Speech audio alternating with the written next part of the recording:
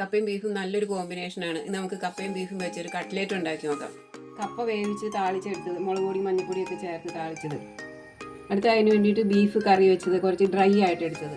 ഇനി ബീഫ് വെച്ച് നമുക്ക് കട്ട്ലേറ്റ് ഫില്ല് ചെയ്യാം. ഇനി ഇതിൻ്റെ അകത്തേക്ക് നമുക്ക് കുറച്ച് ബീഫ് വെച്ച് കൊടുക്കാം. ഇനി നന്നായിട്ട് ഇത് കവർ ചെയ്തെടുക്കാം.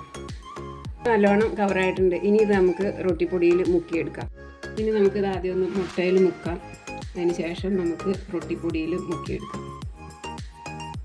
റൊട്ടിപ്പൊടി നന്നായിട്ട് എല്ലാ വശത്തും ശരിക്കും മുക്കിയെടുക്കാം.